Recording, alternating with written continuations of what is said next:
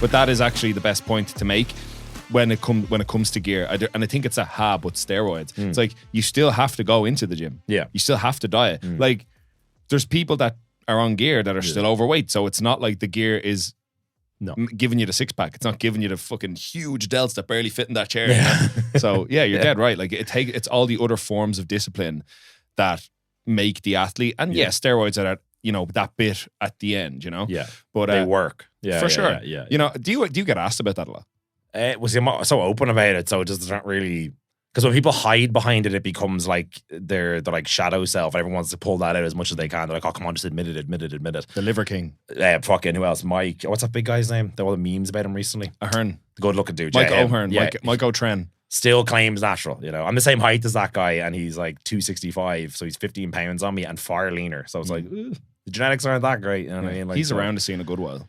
Yeah, but he's been lying for so long. They used to keep the lie going, you know. So that's where it becomes that where I'm just like, fuck it, I take them, like, fuck over it, like, you know. But then I go, my clients don't, like 3% do or whatever the fuck, you know. So that kind of calms it down. I think it's that though. It's like once you dispel the mystique yourself, they're like, oh fuck, we can't catch him now. Can't catch you out now. You're not because you're not lying. Yeah, you know. And I think that's it. Like most people that I personally know that use PEDs will say that. Like even in powerlifting, they'll be like, "Oh, are you natural or not?" They're like, "I compete untested." Yeah, and that speaks for itself. Yeah. Speaking of competing, you caught a bit of the clash, didn't you? Yeah. I was there.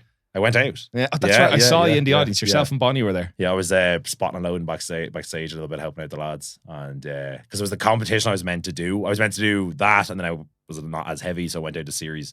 Was Series 12 that one, wasn't it? Yeah. I was meant to do that as well. And so I got removed down or put down to that one. And I felt like I had to still show up and go out and support the lads and all. You know, I'm happy I went. It was fucking amazing. Some setup. Crazy shit, man. Not even just that, but just the lifting was ridiculous. You know? Standard just keeps going. Yeah. And it was, who was fucking, I was most impressed by, Mason was very good. Mason Squat Mills. was phenomenal. I was 380 kilos. Yeah. And I think Robert.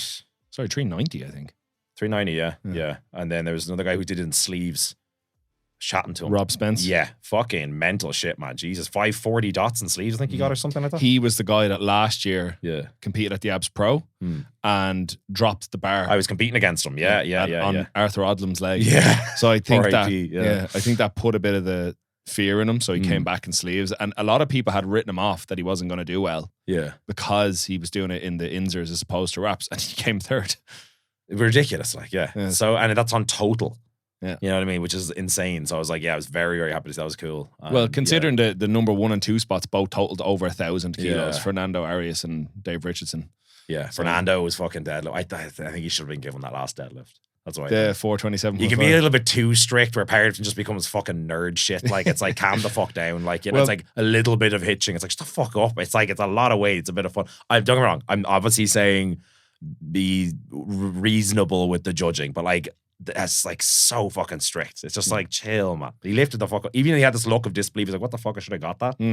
It was tough because it was such a cool moment because it was the last lift of the flight. It was 430. Yeah, he had loaded he had put in 430, then changed it to 427.5 because he had the win anyway. So he was just giving us like a victory lap. You know, show these Irish motherfuckers how it's done. Yeah, it's just outrageous, man. He was he was a really interesting character because he was so quiet, so stoic, didn't show any major amount of emotion, and just came out and cleaned up. Yeah, because I didn't know a lot about him prior.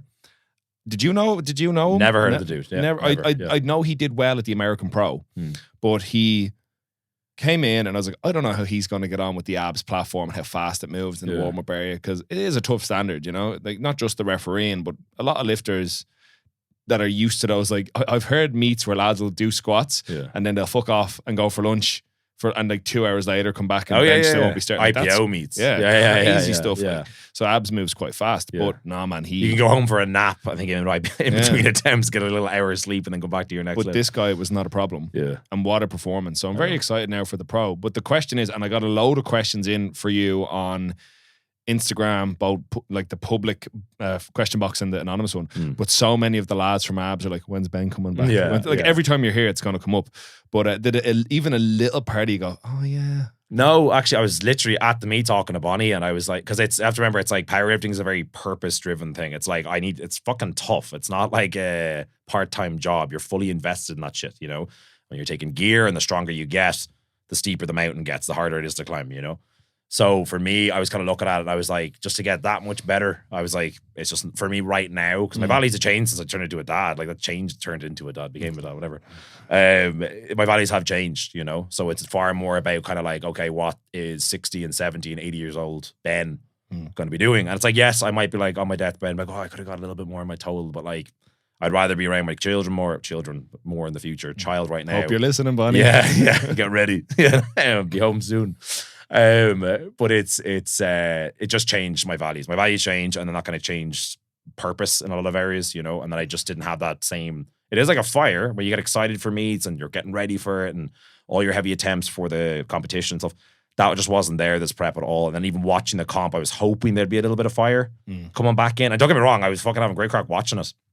But I didn't have the urge to want to go up and do it myself anymore. Do you think you can enjoy it now as a spectator for the next little while? Yeah. If I know the lifter, like if I'm watching, like I'm being honest, watching IPF meet and I'm like having a fucking nap or a joint at the back, like I don't, like it's not as exciting. If I know the person, then there's an emotional investment that's way more fun. Because like powerlifting is not the most fun sport. It's like, unless they're top level dude, it's not the most fun sport. If you're coaching them, you're a friend, a family member, then it's entertaining. You're like, it's fucking go, Ian, I want to see you do well. Like my mom doesn't know what the fuck's going on when I'm powerlifting, but she's like, go on, you know what I mean? He's just like supporting you. Did you win, son? Yeah, did you lift it over your head? Like whatever that you did, you know? But it's not the most exciting sport to watch. But there was definitely, for me, it was that day, it was great crap, but there was no wanting to come back. No. Yeah. I think that's not like I fucking was at a point where I'm like the GOAT or something and I'm like, oh, I might return from retirement. I was all right. Like I was pretty good. You know, man, you're very good. No, but I mean, like, it's not like Jake's the top 150 in the world. I was like, I'm 1,000, I think 400 of all time. He's 150. Yeah. So the gap there alone and the amount of names in between that, I would call Jake way better powerlifter than me. You know what I'm trying to say? Yeah. So it's like, I'm all right. I'm good at it for an enhanced guy. There's not a lot of us in Ireland that do it. And I'm weirdly robotic with my routine. So that's obviously going to facilitate for powerlifting, you know? But I wasn't really like, I wouldn't say top level, you know? If you factor in everything else. I would. You know okay. I appreciate that. Like if we look at like, because I think it's one of the issues with open powerlifting is, so open powerlifting, for everyone listening, is a website we get scores, totals, things on. But it takes everyone of all time into account. So yeah, if somebody set a record in like 2016 at, you know, in Zimbabwe, you know what I mean? And it was legitimate. Yeah, sure. Maybe that's still a great record, but it's like, you know, 7 years old now. So whatever it is. 7? Jesus, yeah. But my point being is that like, I think when it's kind of like one of the reasons I like that Jay doesn't have like records in the series is because saying every federation is a new world record. There's a new world record. What I like about the series is it presents athletes almost like a league. Yeah. You know, so like within the confines of the AB series where you did most of your powerlifting, you were absolutely one of the top names. I don't think that's to be debated. Oh, yeah, okay. Yeah. If we can narrow it, you take the fucking compliment, Ben. Take the compliment. Yeah. But but that appreciate it. Absolutely. But I would agree with you. Powerlifting is probably not the most optic friendly sport. It's not bad to watch, but I agree that it definitely is better facilitated when you're invested in the athlete. And I think that's what Jay Farrant and the AB series do well. Like the lead up interviews, the press conference prior, people get a much better grasp of who the lifters are. Now, don't get me wrong. I run the fucking press conference and all the lads are like, what the fuck are we doing here? You know, I just want to drink my water and go back to my hotel room and go sleep. And I get it. But I think as time goes on, they'll see the value in it. They'll rise more to the occasion. Like, Jake's great on the mic, so interesting. He's funny, you know, and I think as Jesse Moran as well, what a character. Didn't have the day he wanted, obviously, at the AB series. But still, I think as that evolves, more eyes will get on the sport. Like, look at darts, man. Have you ever been to darts? Yeah. It's outrageously good. It's so good. And it's just a fucking load of fat drunk lads throwing darts at a board. And everyone dances in between. So I think you can, and powerlifting is way more entertaining than darts. Yeah. You know, so I think you can absolutely have powerlifting come to that level, but I will agree with you. If you're invested in the lifters, it makes it way easier. So the question that comes, because I know it's something we discussed briefly before we turned it briefly, not like we've been sitting here talking for an hour and a half. And poor Dan is like, I just want to go home to my kids. I was like, but we were talking about now that powerlifting isn't there, and Dan here at Primo was regaling you of some of his hunting stories. You're like, that's fucking awesome. I want to do that. Naturally, there's a little bit of a gap left now by the absence of something to work towards outside of just making money and building your brand. Do you have any idea what those things might be for you over the next couple of years? Like right now, the top 3 things are like bodybuilding, lifting, like that type of training is still there. I'm still doing powerlifting and stuff. I'm hitting PBs and I can weird see your lifts now. calluses. Yeah, that won't ever go away. Lifting will always be there, whether it's powerlifting, bodybuilding, whatever. There's always gonna be physically something. Rucking, that's in there now as well, you know. But yeah, no, I do need to pick up some sort of level of purpose that isn't necessarily always a return on time spent. Because obviously you go to the gym, you get healthier, you get leaner, blah blah blah. You work, you get money, you get paid, you help more people. Like there's always a bounce back from that. But I do want some sort of kind of purpose driven thing that doesn't really have a return. That's, you know what I'm trying to say? It's like forced, For sure. kind of. It's more so the process of doing it Yeah. is worth the outcome, whatever the outcome is. without the gain. Yeah. I have to worry about the gain. You know what I mean? This and I can see when you were explaining this earlier, I can completely see how powerlifting was that. Because if you've done 6 months of training for a meet, whether or not the meet goes well, you still have that 6 months of training, those memories, those hardships you overcame with your training partners, that discipline. So whether or not that one moment in time, those 9 minutes on the platform go your way or not, you've still done all this work. So the gratification was that the work has been done and the outcome may not have been what you wanted. In the same way, we talked about like training with the bow or the rifle for hunting. You might train for months and months and months and maybe you miss your target, but you still did all that training. Maybe the wind just, blew the arrow the wrong way. Or maybe, the animal smelled your cologne, you know what I mean? Whatever it might be. But I totally see the value in working for something because all the time you put into working towards it first is more important than strictly what the outcome is. You know? If there's one thing tying into this that I would say to powerlifters, especially younger dudes and females, don't want to get in trouble. We'll get into that. Yeah. Stay tuned, folks. Yeah, men only. No, it's the make sure you're doing something on the side as well that you're taking as seriously as the powerlifting, i.e. a career, you know? Because one thing I remember Donnie Thompson said this, he was like, never let your total be bigger than your bank account. And I was like, okay, I remember hearing that years ago. That's where I kind of pulled the finger out, started taking personal training a bit more seriously and kind of ramping that up. And then I get to a point where you can pick between the two. Versus if you're just kind of sitting there and be like, fuck, this is all I've been doing. Nothing else. You're left with nothing then. If one bad and you get injured, you're fucked. Like, there's nothing else to sit with there. So that's one thing I would recommend. Go to college, stay in school, like if you enjoy that, if there's an outcome with it, not just getting some fucking like Greek philosophy degree that leads to nothing. Like obviously fine art. Be a bit more calculated with it, you know what I mean? Like see where it actually ends up. But do take that part seriously. Because I'll never forget as well, Stan Efferding saying years ago, that any powerlifter can be like a millionaire in 5 years if they take their career as serious or their business, whatever they're doing, as serious as their powerlifting. Okay, if they're taking powerlifting seriously, because a lot of guys just kind of do it for the crack, wear the singlet and don't do it properly. They don't actually train hard. But if you're doing all the stuff, as meticulous you are with your rituals, your daily things you have to do, when you're doing those, they lead to the outcome. Apply that shit to something else. It's like a financial endeavor. In my opinion, I think that's a good way of going down that road. Well, for sure. Like, I mean, there's an expression and it's one I will echo time and time again. It's don't complain about the results you didn't get from the work you didn't do. Yeah. So whether that happens to be powerlifting, as you mentioned, there are people who use it more as like a hobby, recreation. I know it is a hobby for all of us, really. Yeah. But, some of us tend to take more aspects of our life more seriously. Like I'm quite serious about my health, my fitness, and I like powerlifting for strength development. You see my nice little bike mobile here that I'm whipping around on. So again, my cardiovascular health's become more important to me in the past while. And it's another skill I can develop outside of powerlifting. And I know, like, as you mentioned, you've been rucking, which I know is not necessarily like you're not going to be a competitive rucker. Yeah. But still, it's a challenge worth doing for not just the benefits of doing it, but be somebody who gets up at 5 a.m. and goes up a fucking mountain with your two dogs in the middle of nowhere because you're that guy. Yeah. And being that just for yourself. And I would be a firm believer in this. The hardships we elect to put ourselves through, so going to the gym, training hard, being disciplined with our diets, rucking, cycling the bike all around Swords and nearly killing myself. Being the person that is this disciplined makes all the other trivial things in life way, way easier, And I think you'll advocate for that as well. But I do like what you said, especially about like whatever it is you're doing outside of powerlifting. For the guys that are taking powerlifting very seriously, there's a couple of names I can think of who like they've been in powerlifting since they were 15, 16, 17. Now they're like 18, 19, 20, 21, 22.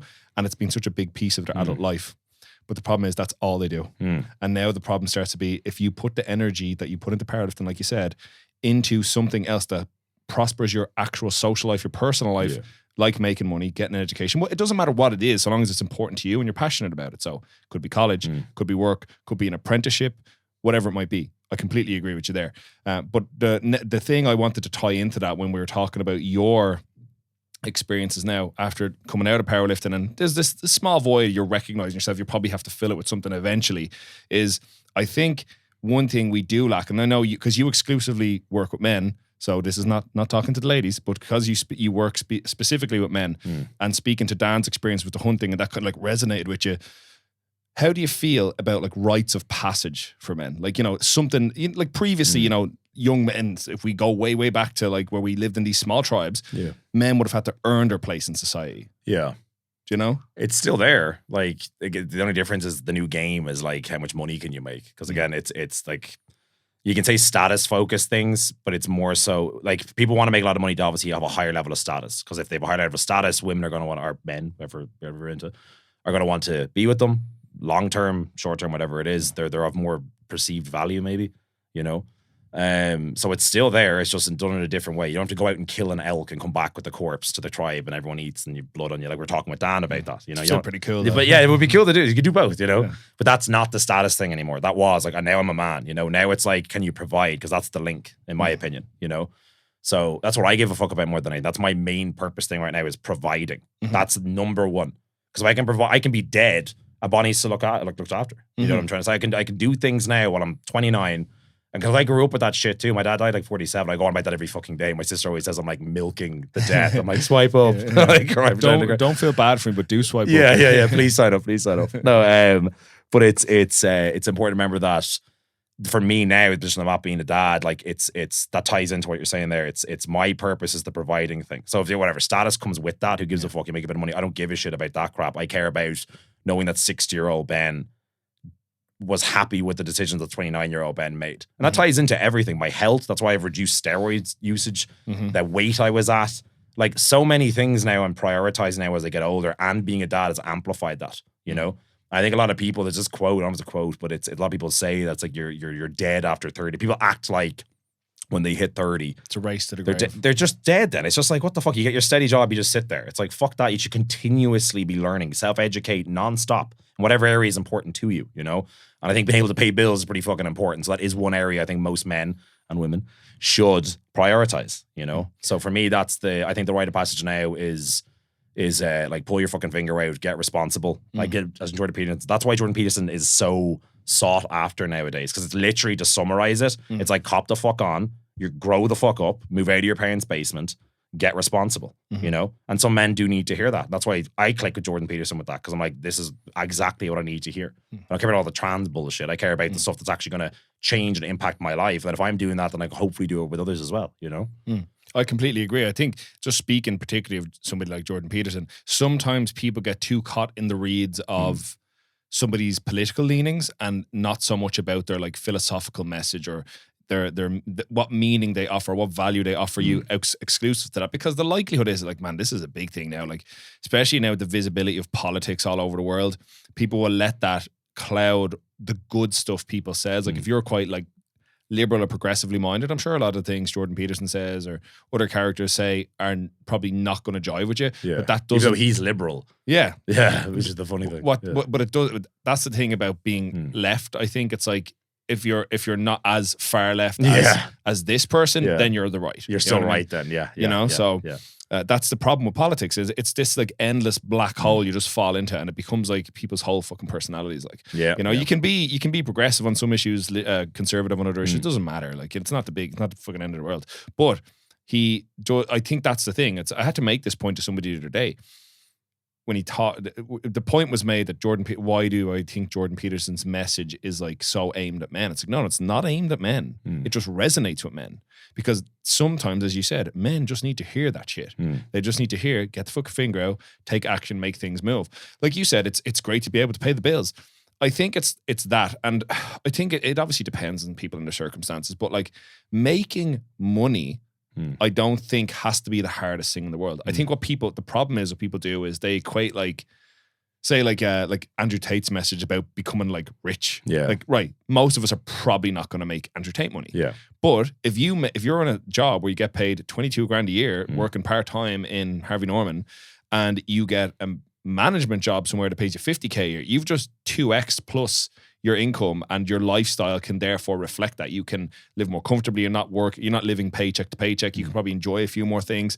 And I think it's that. It's not telling people they have to go from being broke to being rich. It's put the work in now, get the boots on the ground now and grind a little bit here. So like you said, 29-year-old Ben is putting action in place now, taking action now. So 6-year-old Ben go, fucking thank God I did that. Yeah. And it's exactly that. If you're like 21 now or 23 or whatever, and you are that guy living at home, lying in bed all day, playing Call of Duty. Yeah, and I've been that guy. I was that guy for many years. I was doing it, what age was I? Fucking, I think I was like 18 after school. I had nothing. Like, I was doing nothing. I was just at my mom. I was arguing with her every fucking day. She'd come home, she'd be like, go to college, do this. So I was like, oh, I'm doing bodybuilding. And she's like, what's that going to end up like? And I was like, oh, she kind of worked out in the end. And not that I became a bodybuilder, but the skill set developed from that. So sticking to what you enjoy, but at the same time, you have to be doing something, man. Yeah, moving forwards. Yeah. Like, that's the good thing that you even mentioned that, because I think at some stage, most lads will lose our way a little bit. And so that was probably you when you were a little lost. You didn't have a direction, so you just kind of float. I still lose my way now, man. There's times where it fucking drifts. Like, I call it drifting. What pulls you back? Downtime, reflecting on what I'm doing right now, I'm not enjoying. Because, when you go off, you get the pizza or whatever the fuck, or you watch the porn, or you do something you shouldn't have done, or you're not proud of. You know what I mean? Sounds like I'm doing some like illegal shit. Nothing illegal. I'm just saying that in the realm of everyone does something, I think, on a regular basis that I wish I wasn't really doing this. Having a cigarette, drinking extra beer, whatever the fuck, having that last joint, whatever the fuck it is, my thing would be weed. That'd be the thing I'd probably like step into that a little bit too much. And because I'm a very addictive personality. And I know when I'm at this point where I'm kind of like, okay, I've indulged enough now. My tolerance has gone up. What am I doing here? I'm obviously doing something that's not good. And I can't think clearly in work. It's overspilling to that. This ain't good. And then I sit there for like a day or so, not just sitting there, but like processing it, And then you get that kind of reboot, being like, okay, let's fucking pull up our socks again, So there's a really good book called Outwitting the Devil by Napoleon Hill. And the topic that you go over in it is, I've read this about 2 or 3 times now. You can get an audiobook as well. It's really good. It's like he's literally talking to the devil. It's weirdly narrated, but it's good. And drifting is what 98% of people do. And this book was written in like 1930s, but still applies today. Okay, they didn't release it until 2010 because it was like anti-religion and all this kind of stuff. It's a really good book. And drifting is what 98% of people tend to do on an ongoing basis. So when I can, now that I'm aware of it, I'm self-aware of it. It's I can catch it before it gets out of hand. You know what I mean? So you stop spiraling. And I think most people end up doing that. And then, in my opinion, not progressing is the same as just like going backwards, So it's like inflation with life. It's like the money doesn't just stay the same value in the account. It's worth less each year, So if you're not moving towards something, and it makes life not fun as well, man, So I think we can drift along the way, just get back on the fucking track. I always say that to clients and they're not having great check-ins. I'm like, let's just get the train back on the tracks. You don't need to do anything new. Don't need to add anything else in. There's no start reading books and meditating and doing all this bullshit. It's like, no, just go back to what you were doing. And then if you want to add things in when the train's moving well, then add them in. But don't do it yet. Just watch the drifting. And when you catch yourself doing it and you're more self-aware of that, like we were talking about earlier on, you're less likely to fuck around and do stupid shit, So I think a massive amount of it is a lack of self-awareness, though. I think it's, like you said, you engage in an activity that probably isn't the greatest reflection of your highest ideals or the best version of you. Have you ever heard that expression that when you die, the true hell isn't, the little dudes with the pitchforks. Yeah. It's you're going to be shown who you could have been. Okay. If you did the work. Yeah. So it's like you get shown the version of you could have been had you done everything the way you were meant to do it and didn't just fucking watch 80 hours of Netflix a week. You know? And fuck wait until you get to that point though. You should be able to try and spot that now. Ideally. I know a lot of people, I know, but like there's one question I ask yourself when I do, it's like when I go through our kind of gratitude patches, I'm like, fuck, I have like a nice little daughter here. We're all good, having a great time. It's like, fuck, life's pretty good right now. If you're not having any moments like that on a regular basis, like it can get shit, don't get me wrong. There's times a relationship, we're fighting more, work is stressful, whatever bullshit you have to deal with, that's always going to come at you. But if there's no pockets of time where you have a little bit of kind of appreciation for where you're at, it means you're not, in my opinion, you're not doing something that is going to eventually lead to that what you're trying to avoid, which is you're about to die. I'm like, I wish I did all these things, because you can catch it early, man. Don't wait till you're fucking 90 about to die. You know what I'm saying?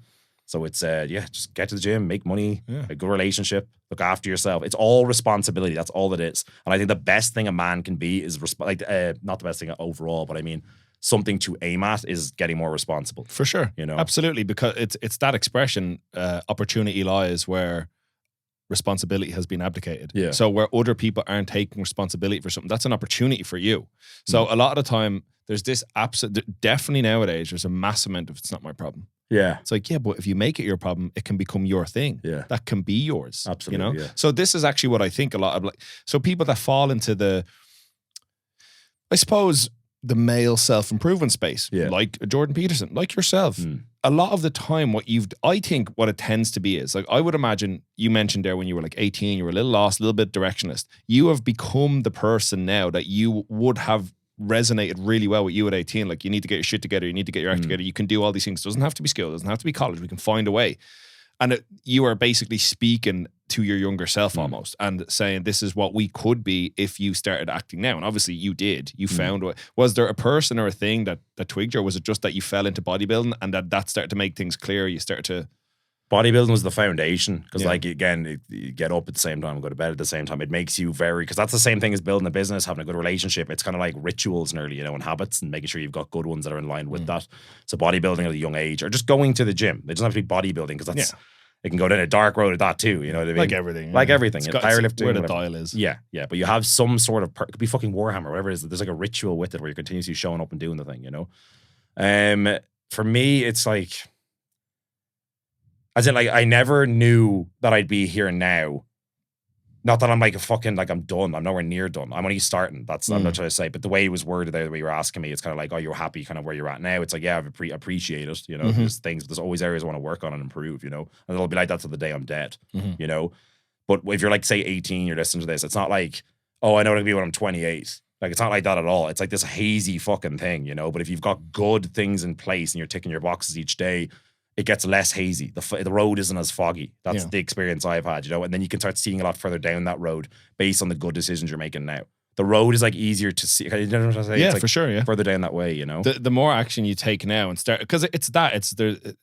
My mate Vinny uses this expression on his advertising for his PT, and I think it's actually really cool. Yeah, it's the hardest step in a journey of 1,000 miles is the first. Yeah. It's something like that. I might be butchering that, but still, Rome wasn't built in a day. I dig that because it is that when you're the person lying on your bed and feeling like shit and looking like shit and not knowing what to do, the first thing you're going to do is look not at step number 1 or 2. You're going to be looking at step 100, 120. I'm like, oh, that's so fucking far away. I don't know how to get to, like, you at 18, probably like, how the fuck am I meant to become this guy who, is helping all these people, running this business, has a fucking kid? What the fuck? That's scary. Yeah. But it's don't worry about then. Yeah. Get step 1, 2, 3, 4, 5, and then step 5, 6, 7, 8, 9, 10 will get a little clearer, and so on and so forth. For sure, the more steps you take on the path, the clearer things get. Like, you're not telling people go out and get a 6-pack now. No. You're saying just start going to the gym. Just stop fucking around with your food. Stop eating takeaway every night. Yeah, like what you're doing isn't good right now. You know what I mean? So it's like, just start making small. It all bleeds, man. It's like little good decisions that you make. They bleed in. And they eventually suffocate the bad ones. But we act like we can kind of just live in this 24-hour window, and what we're doing in this 24 hours is going to affect the next 24 hours. And it's like, it all fucking does, man. You're just going to sleep and closing your eyes. The world's still spinning. And people tend to forget that, I think, quite a lot. So people fucking 50 smokes a day. And I have the odd cigarette, I'm not going to lie, and I know I shouldn't. My family, like, what are you doing? Like, it's like fucking retarded. I think that, but it's that scale between one cigarette every now and then and a 20-pack a day. Yeah. They're two totally different things. But in your head, you're just like, I'm having a smoke. Yeah. You know what I mean? So like, this is like, after comps, like, I'll smoke a cigar. Yeah. And people are like, oh, should you be smoking a cigar? I'm like, I'm at like 3 of these a year. Relax, like, you know what I mean? I'm not out smoking a 20-pack at in the fucking, in a smoking area in fucking Fibber McGee's in town, Yeah. But that does raise the good point. So you mentioned, it's not necessarily about, like, as you said, where you're going to be at 28. It might just be these couple of steps taken forwards. So if you were speaking to somebody who's 18 now, and they're in that position you were exactly in, I know you've said, like, start making some money, stop ordering so many fucking takeaways, go to the gym. What else would you say? Live beneath your means, be disciplined with your income and your food, and that'll make life 10 times easier. That's the Jocko Willink's book, The Discipline Equals Freedom. That's you don't need to read it. That's literally the entire book summarized. It's the truest thing ever, because with that comes choice. Let's say, for example, you're disciplined with your finances. You're not overspending. You're kind of done buying 20 fucking laptops like an idiot, or renting a Lamborghini and going to Dubai and say, I'm a millionaire. It's like, no, you're not. Like, shut the fuck up. There's a lot of that shit going on, I think that if you live beneath your means and you're disciplined with that will spill over into all other areas. Because then if you're disciplined, then say in that realm, you then have more money. And with that more money, you can then put it towards things, which then eventually means you don't have to work. I'm not going to go into the financial kind of realm. I'm just trying to say that the knock-on effect from stupid decisions made on a daily basis ripple. So I'm learning how to invest at the moment, not crypto or anything stupid shit like that. And I'm like an idiot. I haven't a clue what's going on. I'm listening to these people, they're teaching me how to do it and all. One thing I learned recently was like every euro that you spend above a certain amount, okay, not to get into boring finance stuff, the way this guy was describing to me is that it's like it actually can equate to 29 times worth what it is that you've spent. So for a euro spent now is actually 29 euro down the road. And I was like, holy fuck. And that completely shifted my brain where I was like to Bonnie the other day, I want to go get this new laptop because it's a bit bigger than the one I have now. And it was like $4,000. I was like, yeah, no, I need it. I definitely need this now. After hearing that, I was like, what the fuck am I doing here, man? So it's this, I think it's just indulgence in general is something that you should pull back on, and nearly all areas of life will get better. Yeah, you know? I wonder. So you at the beginning when we were talking about rites of passage, and a lot of it now is building status, building finance, and these are all good pieces of advice. Yeah. But I wonder, since the advent of social media like that, there are people that make a little bit of money, and the first thing they do is go and like rent a Lamborghini, and they're doing like the monthly payments just to look cool on the internet, look cool to their friends. And I wonder, have things changed an awful lot since Instagram has come along, let's say, and everyone is buying a lifestyle. Everyone's looking at a highlight reel of somebody else's life and like, oh yeah, they have it on lock. Yeah. And that's the thing. People don't necessarily want to be the person that did 20 years of work to own a Lamborghini. Like, I can rent one now when I'm 22 and I look cool and like empty out my bank account. Yeah. I wonder if that's a piece of it. It's a weird world, man. I can't wrap my head around that kind of stuff. Because again, it's like it's just indulgent. That's what it is. You're trying. Here's the questions. Why do you keep getting locked out of your Instagram DMs? I have a guy who works with me now doing that, so he'd be like chatting to people as well with me, and nothing weird, like in titty pics. No, it's like it's just he would be sending messages and stuff, and they would come to the Instagram thinks it's spam or something. Right, like right. So he's like, you're making connections. You're running a business basically. Yeah. So we get a lot of messages from people, so it's like when you're responding very fast, you know, because I would get him to go through them. He's not like a secretary, but he'd like look through them, and if it's someone that you message me, if I got Ian message, he'd let me know. Whereas there's 200 fucking messages from guys all over America and everything. It's like he would filter it down to like, Ben, you need to reply to this guy. Because some people are like, oh, do you want to share our page or some bullshit? It's just things like that, you know, and I just don't waste my time going through that kind of crap, you know. So Instagram thinks I'm a robot or something. Yeah. So nothing juicy, unfortunately. That's a shame. Yeah. But I think it is important for people to understand that. Like, I mean, so now as this podcast gets a little bit more visible now. We've had a good few like really nice, reputable guests on. We've had very nice things to say. They've been great guests to have on,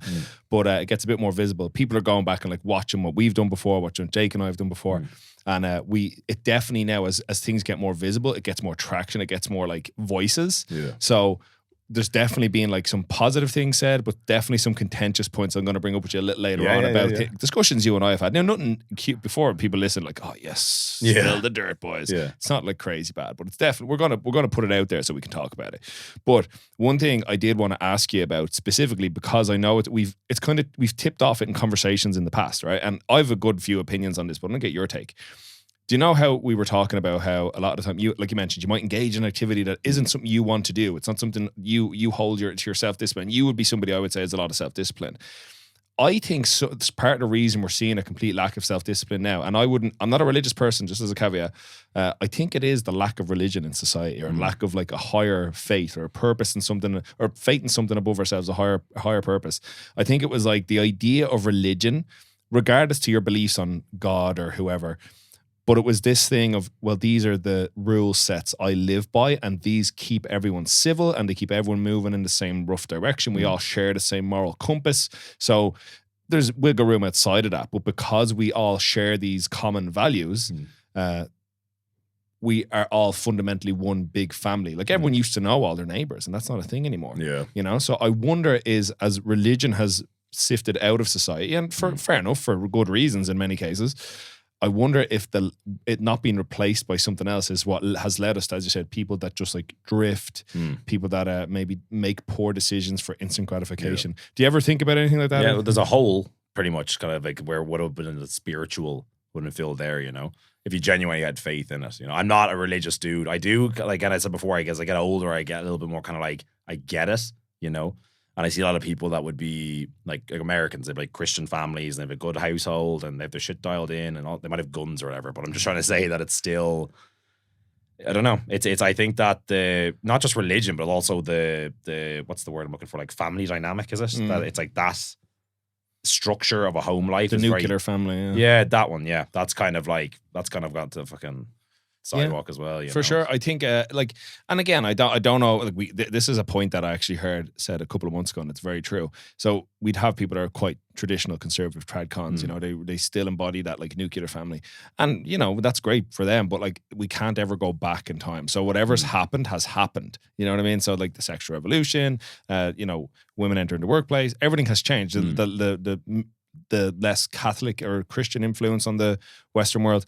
Like, so what I think is, and as you mentioned, like sometimes people engage in these activities that probably don't move the needle forward. They're probably like making bad choices just because they can. I think previously people wouldn't do these things because it would be in the eyes of God you would do it, or, you know, someone's watching them. Yeah. So even if you were alone, you know, about to fucking, you know, mill your cheeseburger or whatever off your diet, like, not necessarily that, but you know, like, cocaine or God's watching, you know, the big hookers man waiting for you on the bed. So eat whether or not this person is real, or whether or not you believe.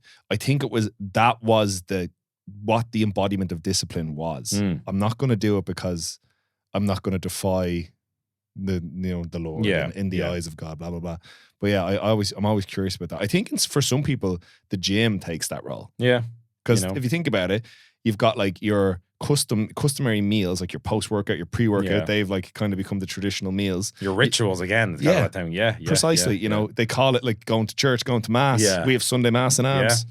And then like there's a uniform we wear. Like, you know, people, if you're like those people with their Gymshark gear, you know, go to the gym to look good. Community type of thing. And you can kind of find your tribe. I think community's broken. I think that's huge. Like I've got neighbors I would just nod at, but there's no kind of like, oh, do you want to eat milk? It's not like that anymore, you know? So it's, I know you can't go back in time, you know, but one thing, the brilliant thing about conservatives and the brilliant thing about liberals, the liberals are very forward thinking. They're like artsy folk. They're kind of like, oh, we'll do this, we'll do that. And there are brilliant things from that, like gay marriage and stuff, like have at it. You know what I mean? Like whatever, it makes life better for people, I'm all for it, you know? Then you start making trans kids and shit, it's like, stand the fuck down. You know what I mean? Like it's fucking weird as shit. But then at the same time, conservative people, they tend to look to the past a lot more, you know? And I'd be like that too. I'd be very kind of black and white. Here's the data. This is what works. Let's do this shit, you know? So that's probably why I'm not right wing, but I'm more kind of conservative. And that's why in the sense that I would look at other people that are like that too. And I'm like, oh, that's a big thing, man. Success leaves clues. I look at people that are in a position where I want to be and I go, what did he do to get there? And not just what's he currently doing. Because if you're 18 starting Ronnie Coleman's bodybuilding diet, like that's pointless. You're going to get fat as shit, you know? But if you look at what he did to get to where he is, genetics, yes, them aside, whatever. But I'm saying everything else, though, you can still do very well for yourself, you know? And that's the thing, I think that's again ties into what I was saying, though, with the family life, stuff like that as well. Look, guys, I never sat down and had family dinners when I was a kid. And I think that's like unacceptable now, even though I never did it as a kid. And I was always kind of like at sleepovers and stuff they'd be doing. I was like, this is fucking weird. Like, we watch TV dinner. This is weird, you know? And knowing that was missing how important that is as a kid, now I want that for my own child. And then when she's a bit older, like she's not the fuck's just throwing a potato on her face now. But I'm saying when we can sit down and have a discussion and stuff, she's far more reactive now. And I'm like, holy shit, you know? Even if I'm about to get like, I don't want an argument with Bonnie, I'd be way more reserved now because I'm like, Dolly's here. You know, I mean, I wouldn't be as direct and as blunt. I'd be a lot more, if it's a work discussion or something, I'd be a lot more kind of like aware of that, you know? So it's, I just think it's like you should be a type of person that like your kid will be proud of you as a parent. I think that's a real good way to live, you know? And that can kind of be like your God watching you.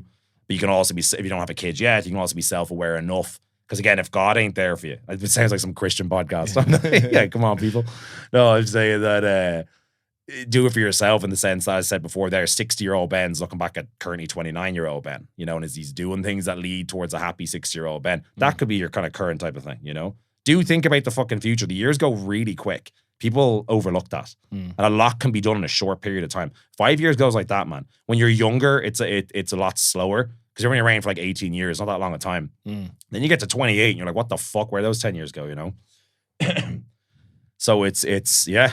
Hopefully that kind of... Yeah, for sure. Yeah, it's clicking there. But on that, like with the time moving, like when you're younger, everything is a new experience. So every day feels full. But as you become older and more of your life, like yourself, you're disciplined. So a lot of things are regimented. They're on the clock. They're by the book. So there's like, you probably can't count how many rucks you've gone on. You know what I mean? Yeah, but they're fun, man. Yeah. But that's the thing. I'm sure you've probably gotten to the point where after like 20 or 30, you can't distinguish one from the other. You just remember, I went on a ruck that day. I went on a ruck that day. I went on a ruck that day. Unless it was like real tough. But yeah. You might remember key moments of each one. Like, you know, those core memories unlocked where I jumped over that fucking big gorge with the 20 kilo weight on my back. Like, Yeah, those things for sure. But there's so many things that become unconscious. Like you don't remember the last time you turned on and off the immersion or turned on and off a light switch. Yeah. Your brain starts to push these things aside. So the same amount of time passes, but you start to less and less and less of it becomes profound. Yeah. Because that's why I love doing this, because like I remember every one of them, because every one of them's like so unique, because there are all these different experiences I have with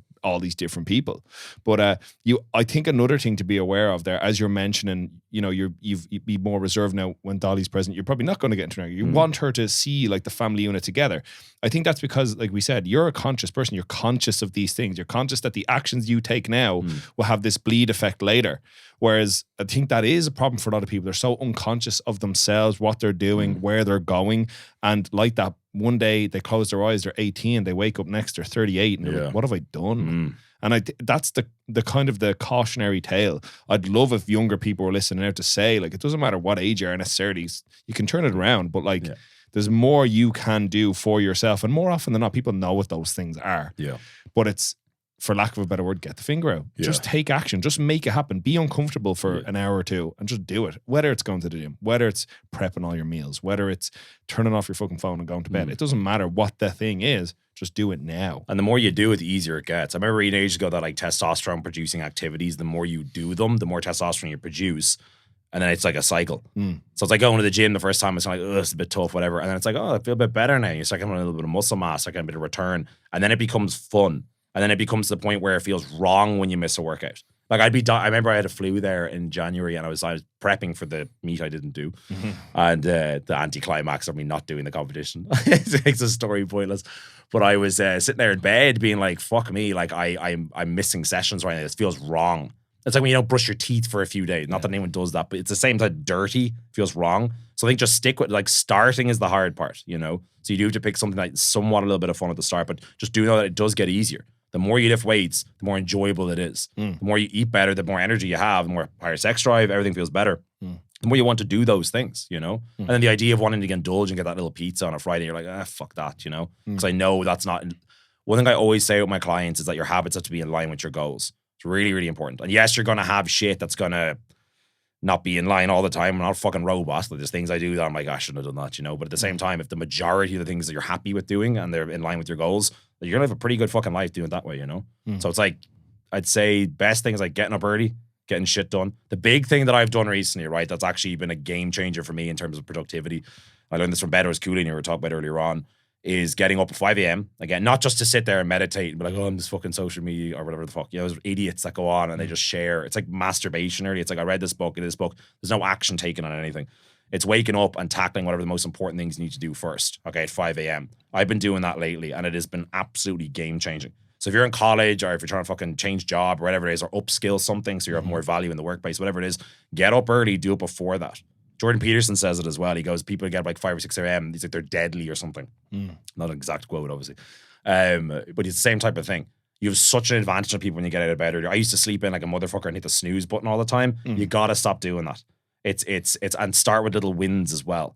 So if by not hitting the snooze button, that's a little win.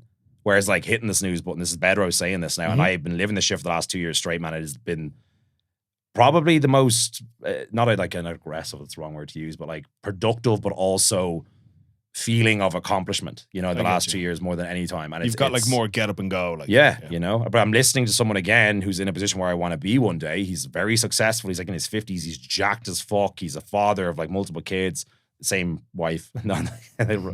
Fucking multiple wives, I did that. But I'm trying to say that a lot of values he has, I would have as well. So again, look to guys who are a good bit older, especially the older they are and they still have their shit together, the better. Like if someone has made a lot of money, two people made a lot of money, one's 30 and one's 60, I'm going to listen to the guy who's 60. Because he's gone through a lot more shit and still has money versus the guy who's 30. Well, he's made it and kept it. That's the big difference, you know? So it's there's a lot there. Just look to older people. They have like the ones that you want to emulate. They have their shit figured out. The blueprint's there. Just go up and fucking ask them how they did it. And that's the thing. Most people in that position will be very transparent. Usually most of them are putting it out there. Like, and it's actually a big point. Like when you look back through time, this is not like a recall to the past and all the wisdom in our ancient history, but like there's things that are universal. Like you mentioned, the book you mentioned earlier was written in the 1930s and then wasn't released until 2010. And there's a lot of that stuff that was written in it that resonates with people now. Yeah. Because that's the point. No matter how much times change, people are still fucking people. Exactly. So like you mentioned, previously we would have had elders, shamans, gurus, whatever in our like small tribes that we went to for guidance, wisdom, knowledge. And those things still exist. Part of the issue people have now, I think, is that they want to take every piece of advice very literal. Well, that won't work for me because I didn't have his family or his upbringing or his education. It's like, yeah, but you can take the advice and apply it to you. Yeah. And yeah, you might not make 100 million, but again, if you're making 10 grand and then you go from making 10 grand to 20 grand, that's a pro to your life. That's a net positive. So there's absolutely things you can actually, like, I'll be honest, like that's a big thing for me. Like, being surrounded by other people I know that are like getting after it in some way. I don't necessarily need to be as rich as them or have the things they have. But if I cherry pick the pieces of their message that really speak to me and I apply that to myself, I've improved the quality of my life. I've opened up more opportunities. If I can do this, I still coach. I coach a shitload of powerlifters. Do you know what I mean? Like I'm in a much better position now than I was 5 years ago because I took steps. Yeah. Like no one woke up one day and said, here you go, here's your golden ticket. You're a success now. Same with you. You know, like you didn't wake up one day and be like, yeah, you know what? I'm going to start the Better Man Project and I'm going to have like 50 or 100 or 200 dudes that I'm working with, and that's just how it's going to be. You have to grind every day to make that happen. And I think that's the part people don't like. Yeah. They want what's here, not what's way out there. Yeah. And like we said, like I think people are like so unconscious to what they could be or what they could do if they stop looking at what is going to happen for them in the next 24 hours. So like, oh yeah, I'm hungry, I'll get that chip, or I'll get a Mickey D's and a big dirty Diet Coke because I'm watching my calories. Yeah. You know, but they, instead of doing that, they don't look at, well, if you have discipline today and discipline tomorrow, and you keep that going for 2 weeks, 4 weeks, 6 weeks, 8 weeks, 12 weeks, you could be a whole other person. And people will perceive you better as well because people will recognize it. That is your status, your rite of passage, your way forward. People will say, oh, this fucker works. Yeah. Like I guarantee people notice that you've got fucking huge arms when you go outside. Like I guarantee you're in like the shop and they're like, look at this big motherfucker with all that steak. Right head. Yeah. Probably not going right there. No, you're right. It's kind of like it's the how you do anything is how you do everything type of thing. You know, I have this weird little ritual even at home where you're just going to the jacks to take a leak or whatever. I would like say actually pee on the toilet seat. I was like 1 or 2 drops, and I'm kind of like, oh, my head, I'm like, fuck it. You kind of like just go fuck it and I walk away because I used to do that when I was single. I didn't really give a shit, like, because it'd be just my pee and I wipe it off later on. Now I'm kind of like, Bonnie's gonna come in and see that, and it's like now I have this like it's like a magnetic response. It's just overtakes, and I wipe it off and clean it. Yeah, I know that's what everyone should do, but Garen fucking don't. They don't, you know. So it's this, but that's what I'm trying to talk about. It just bleeds into everything, man. You know, there's no free lunches. That's the thing I always like. There's never anything like that. You don't get away with shit, man. It always comes back, you know. But that story I like is that, like, obviously it's quite funny. It's my fucking household piss anyway. Yeah. But like, it's for you in that moment. It's very minor inconvenience, but you can sort it out. For Bonnie, she's going to now be unconscious of it, right? She won't know. You're going to be like, hey, Bonnie, I cleaned up my piss off the toilet seat, right? Yeah. I'm loving this story so far. Yeah. But it's, you are being considerate of who you are in other people's mind, because you're a different version of yourself in everyone else's mind. Everyone perceives you differently. So she obviously, like, that's not something she has to consider. But if you were the person that pissed all over the toilet seat and left it there, that's obviously going to paint the picture of who you are. That I don't give a fuck about her or her opinion of me. Exactly. You know what I mean? She doesn't even know. Hopefully she knows now that I'm such a good boyfriend cleaning up like this. Good man. But thanks guys. But I was saying that you get what I'm saying, though. It's this kind of like, again, how you do everything, how you do anything. So it kind of, there's that magnetic response. It's just giving a shit about not what people think of you in the sense of like a self-conscious thing, but being proud, you know, or kind of respected of you, you know. If more people respect you, as well, you know. So I completely agree. And like that, like if I didn't know you and I saw you in the street, like, that motherfucker lifts. Yeah. So that means I can know through you saying nothing to me and us never interacting, I will know you put hours into the gym every week. You are somebody that exercises that discipline. Like, I know you're somebody that doesn't, you know, get fucking Chinese every week. Yeah. You know what I mean? Because you can tell, like, and that's the point. Like, sure, people will make this argument about you can't tell how healthy somebody is just by looking at them, whatever. But I'm saying I can tell if somebody is disciplined based on the fact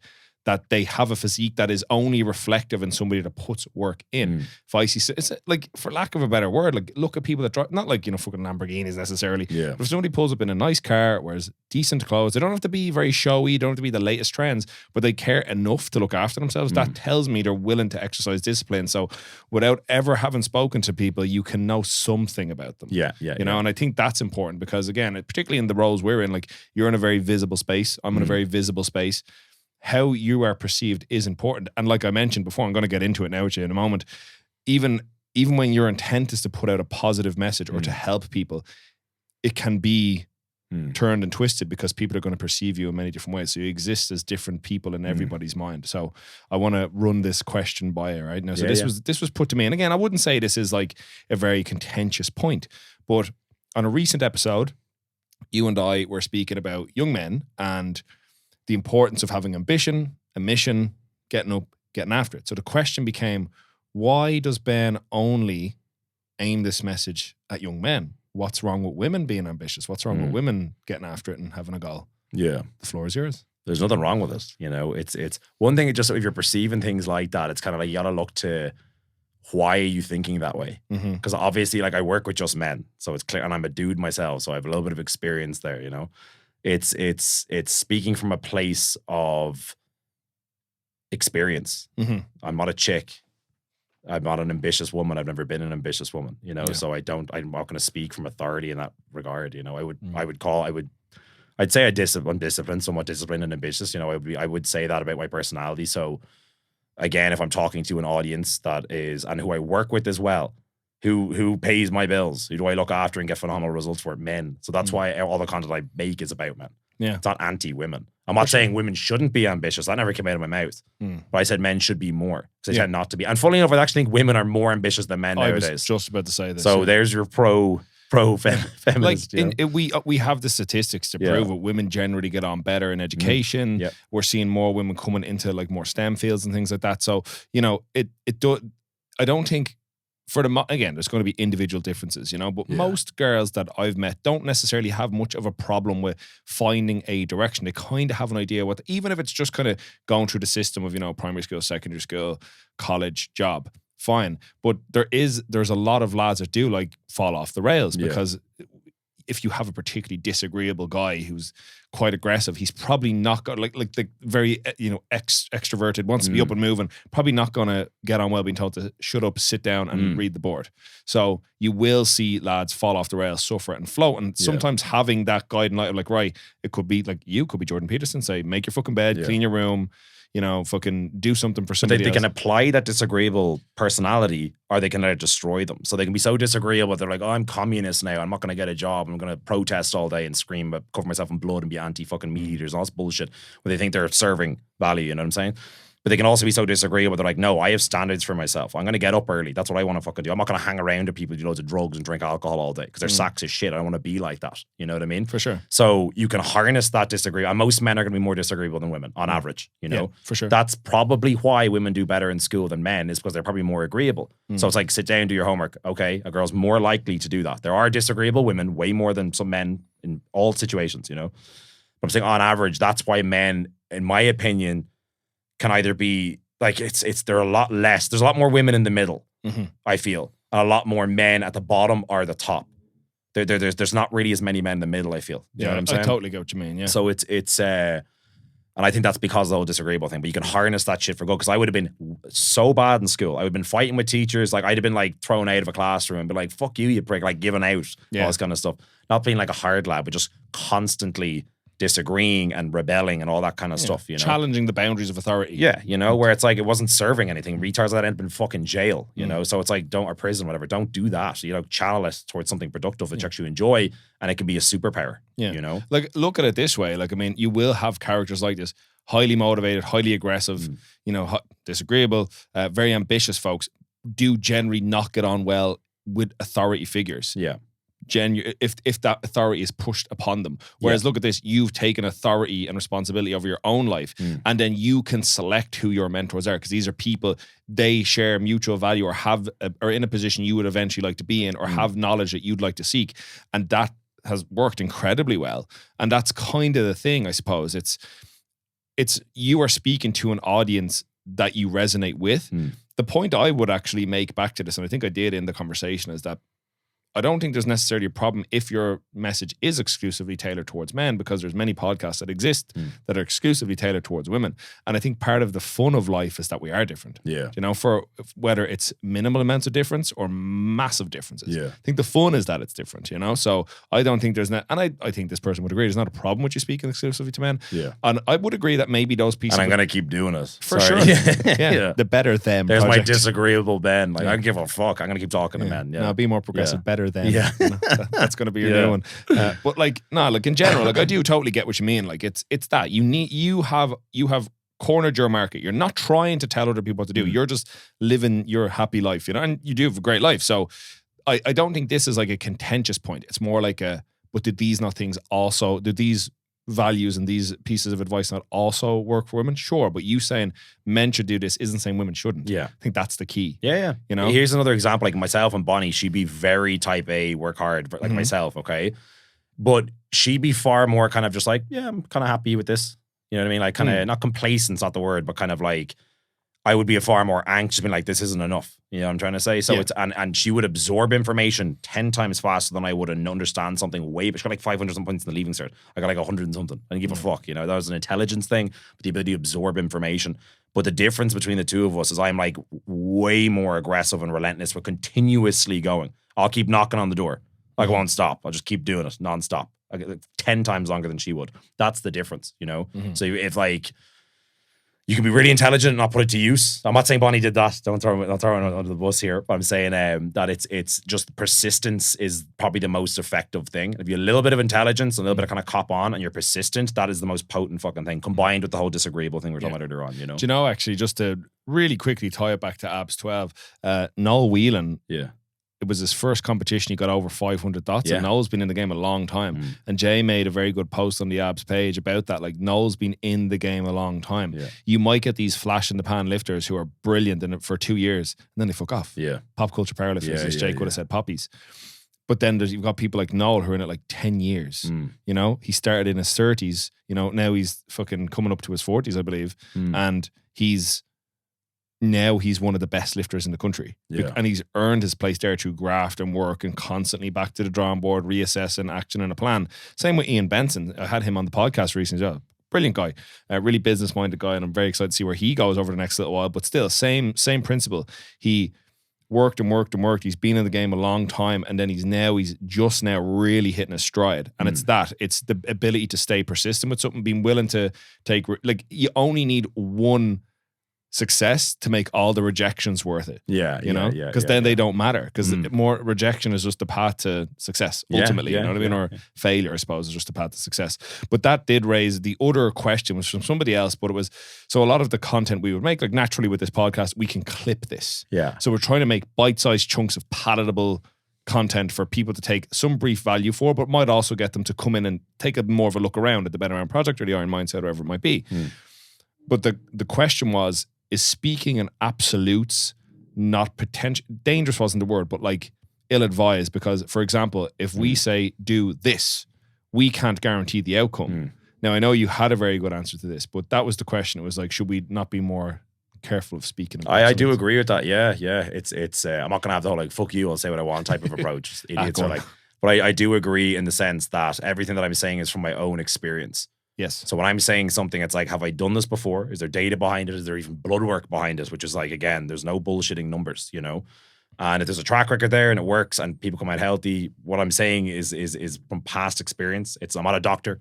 I'm not a dietitian. I'm in none of that kind of realm at all. And even if I was, and I was saying things matter of fact, there's a study that counters every single study out there. I'd find a study that veganism is better than meat eaters and vice versa. So it's just, I don't know. I think people have too much time, get annoyed and things like that, you know. But the thing that I will 100% kind of take responsibility for, if that's a good way of phrasing it, if I was very direct and absolute in terms of how I spoke before, I was wrong for, how do I word this? Wrong for saying it in a way as it's matter of fact. I'm always giving it, and I would have always been giving it from my experience. Yeah.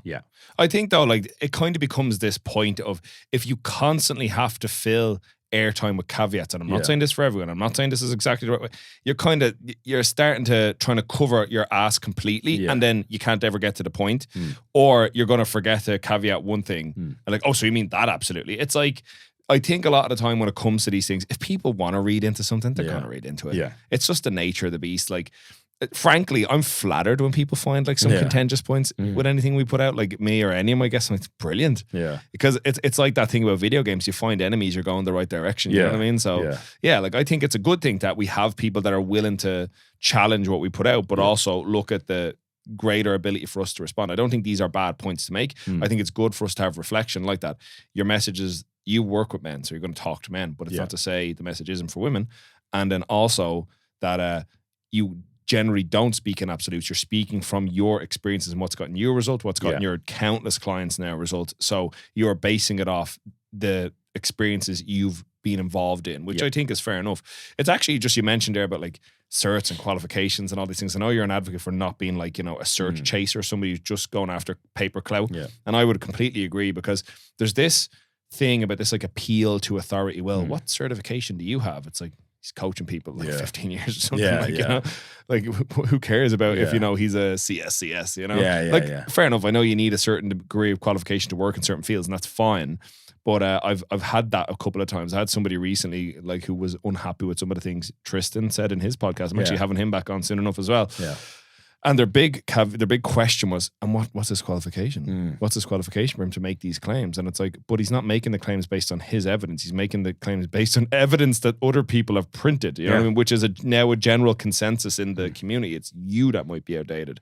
But I think that's like an interesting thing, this like appeal. Like, who are you to say that? What's your cert to say that, you know? As if they're the judge. Yeah, make the better man. Yeah. Qualification. Yeah, you know, so it's just, fuck it, man, leave them at it, you know. I got a couple of like just general questions in, so I'll bash through some of these, because some of them are just, you'll answer them in 2 minutes, and some of them might take a little bit of time. So the first one, it's one anonymous one that was straight into you. It was thoughts on Clen for females. So Clen, I assume, is clenbuterol, yeah.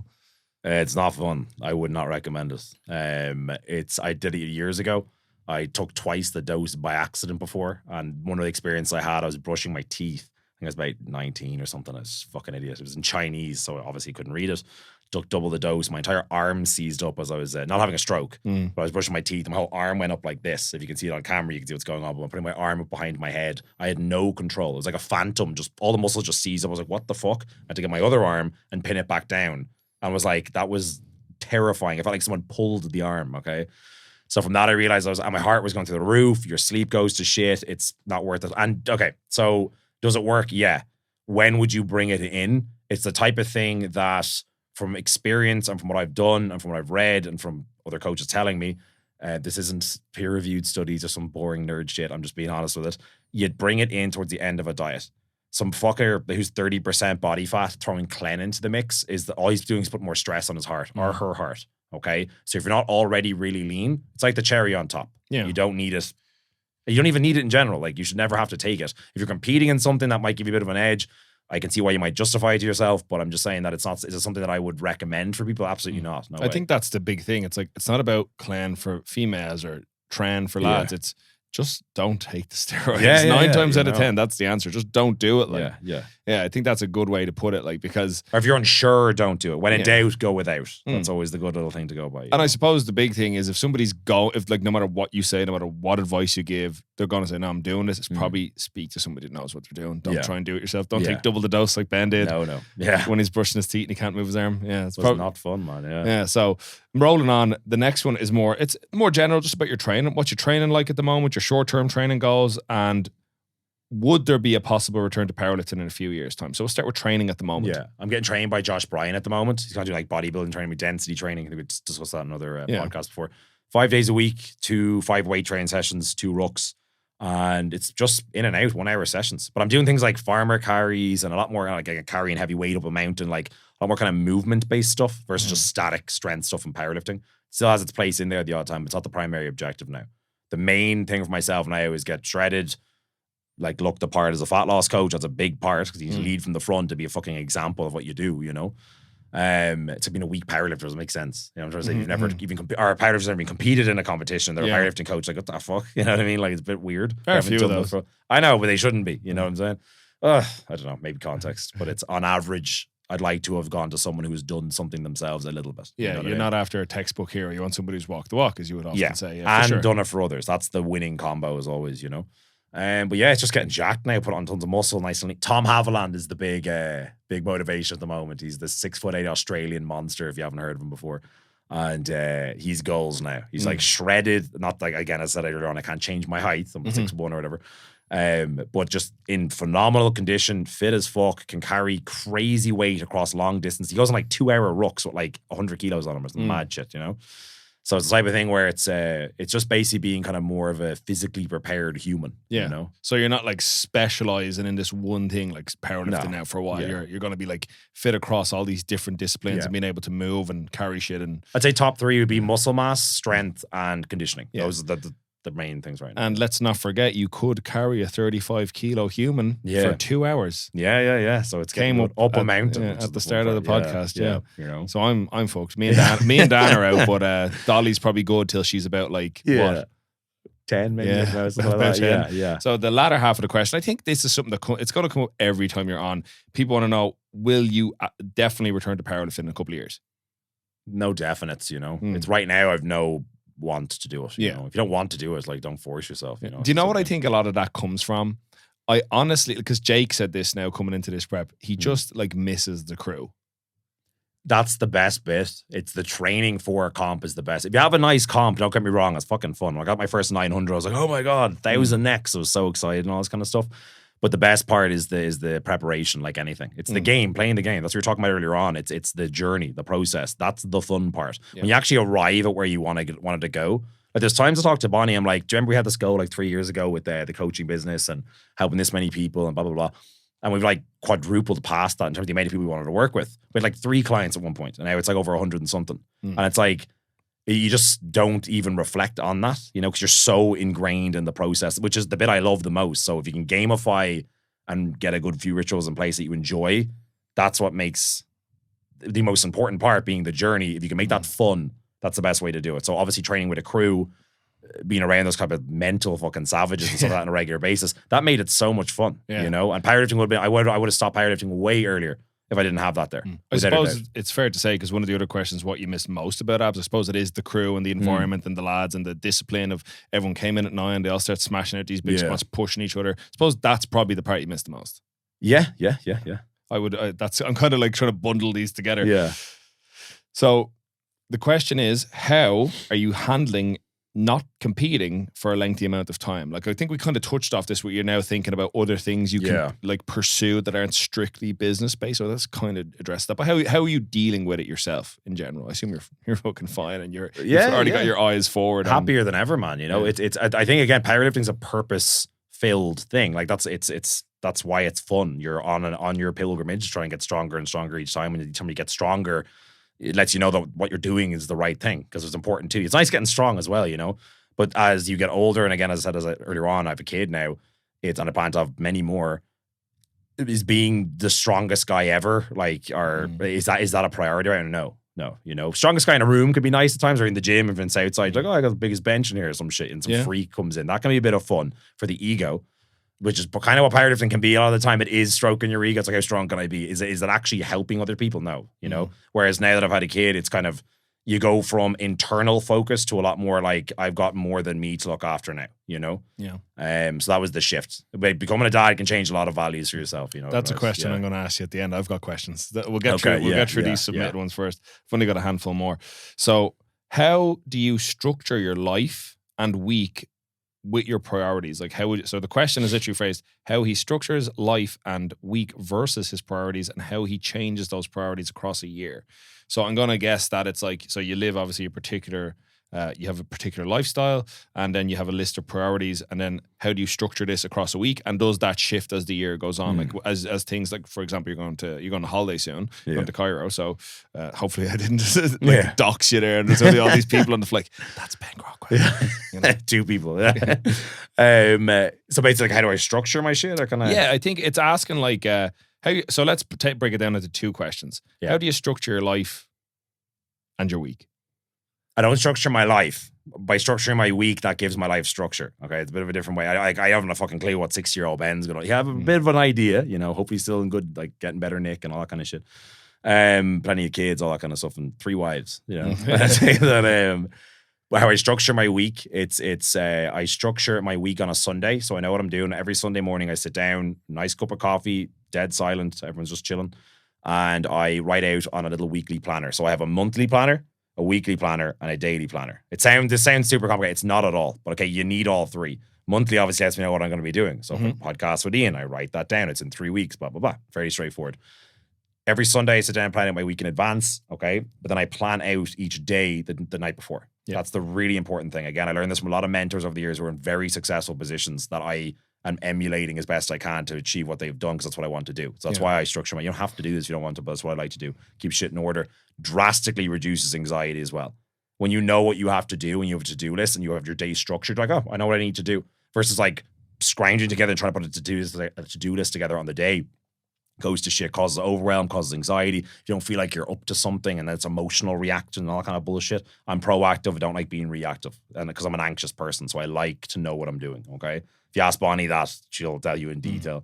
She'll probably laughing when she listens to it back. She's making the clips and things like, oh. Yeah. So, But that's why I always be careful of these. I actually didn't realize that. I forget she watches them in depth. It's planning your week in advance. I do that on a Sunday morning. So I write down, I learned this from Craig Ballantyne, but I've been doing this now for about 3 years.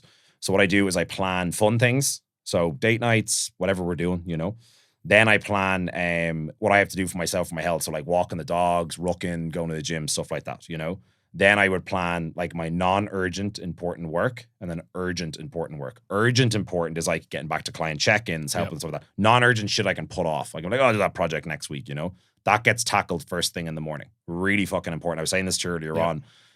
That non-urgent important work is planned the night before.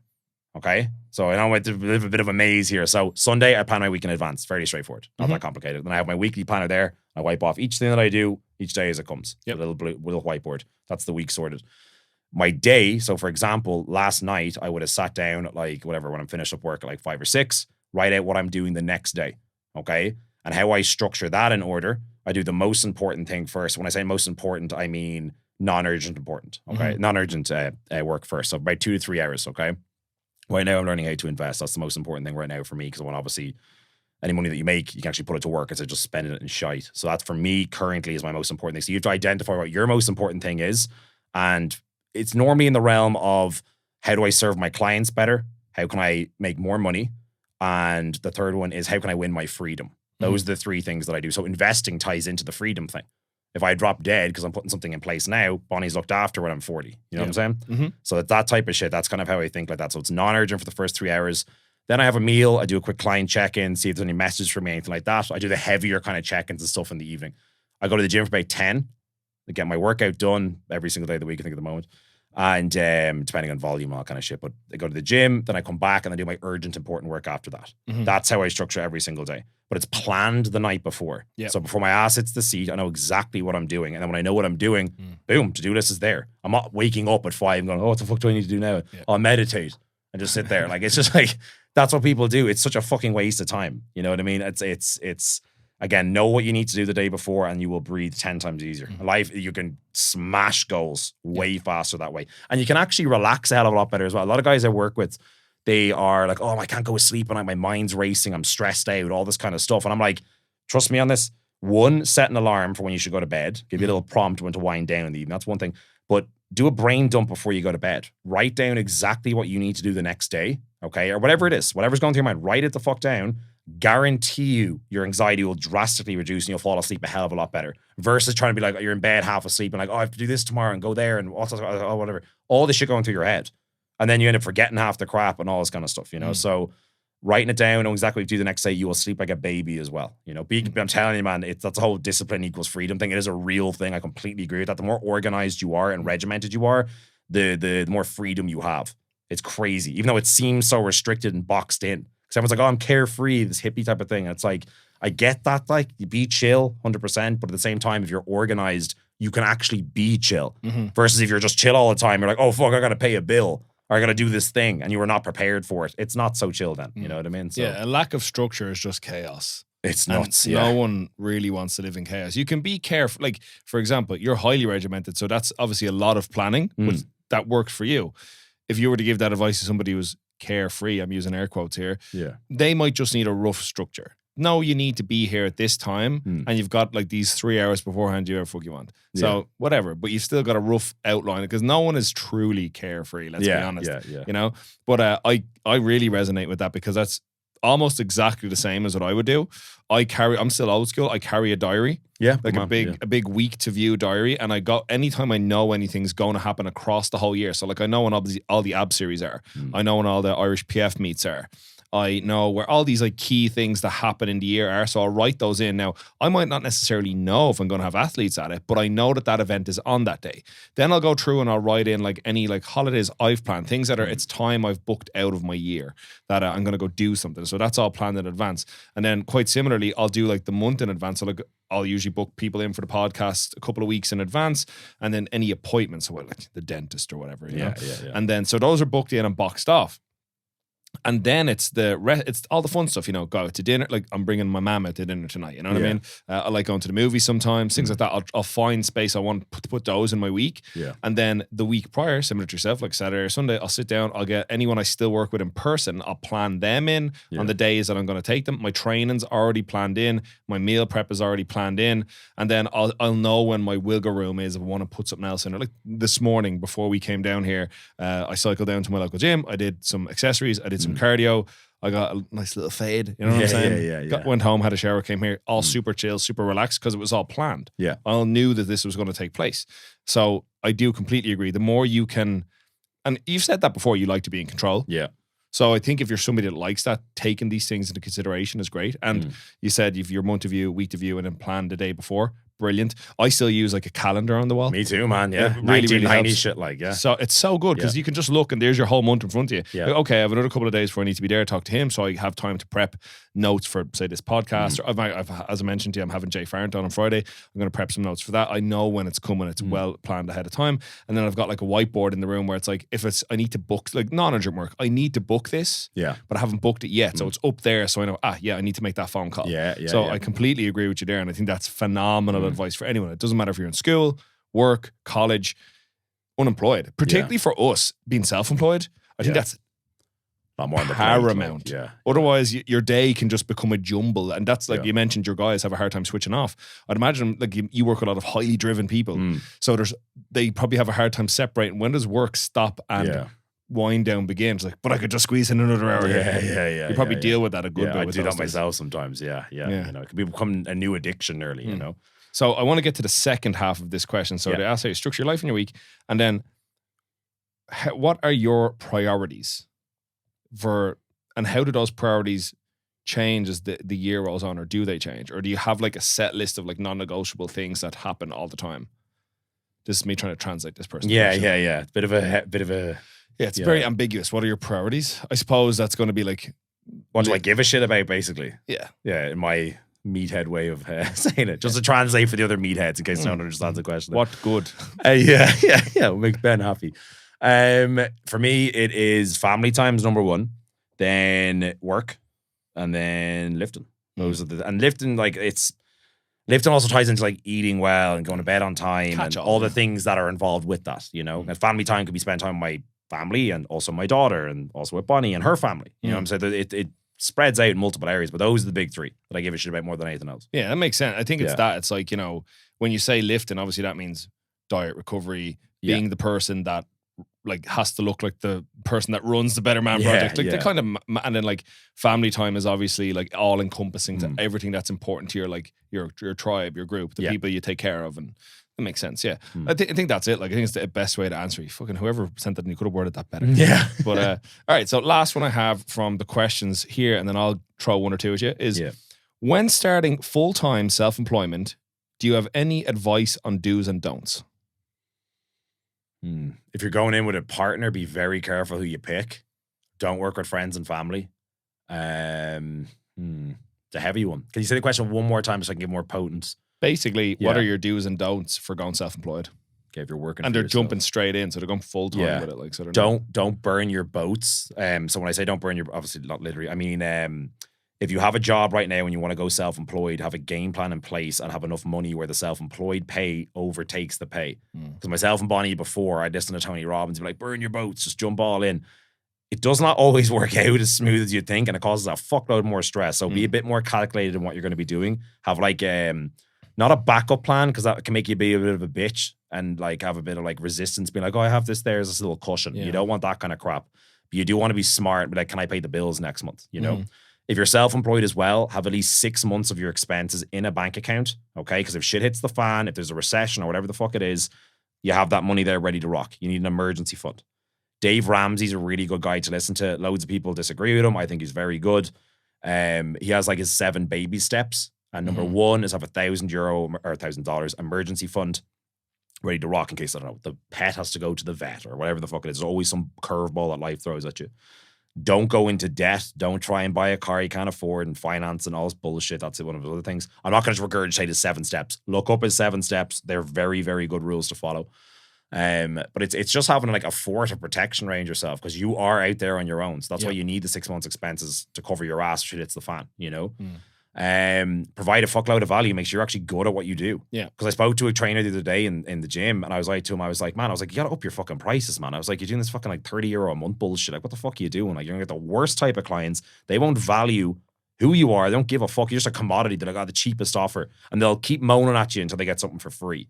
That's the kind of shit that like, I hate those kind of people more than anything, man. You know, I'm not saying if they don't see value and they just go price focused, you know what I mean? Shopping around. I can't stand that kind of shit. I look for quality more than anything. That's what I like to do. So be of high value, be able to actually provide a service and actually give a result. So if you want to get into like coaching, make sure you can actually get someone a result. Okay. If you don't know how to do that, learn how to do it. In my opinion, the best way to learn how to do it, this is specific to coaching, but it might bleed into other realms, is go to a coach, okay, I'm not saying me, I'm saying whoever it is, could be a female coach, whatever it is, where you want to be like them. Literally go through the process as a client and learn what they do and how they do it. And you'll see so many things behind the scenes, like, oh, I can bring that for my business, bring that in for my business. It's like the best form of college. Do you know what I'm saying? Yep. So that's very, very potent. That's why I've had coaches nonstop for 11 years straight, nonstop. Went from Jay straight into Josh Bryant.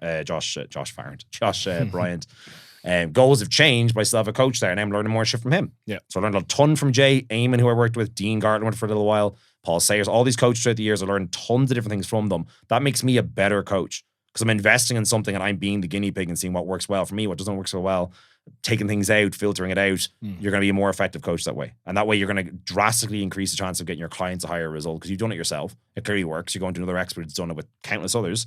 You then learn from them, you know? So it's always probably the most potent.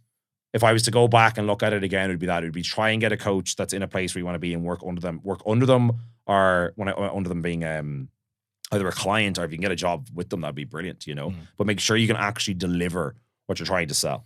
There's so many personal trainers out there, man, that haven't a fucking clue. And I was probably one of them for a while. I didn't even use a laptop. I'd be like, oh, I was going to lift some weights. It was ridiculous, you know? Don't be like that. You know, make sure you actually know how to get someone a result. Really, really important. Not just trying to take their money, because eventually you'll be just constantly stuck in that same position. If you can actually get people a phenomenal result and show the world that, it doesn't matter what, you can be a plumber. Look at the fucking toilet I fixed, whatever it is that you're doing. If you can prove that you can get a result for people, they're going to actually want to give you their money. That's the way. Do you have any like specific, like, don't do this? I think there are a lot of really good do's. Yeah, a lot of do's. Yeah. Like, is there any like specific don't do this, particularly when you're first starting out?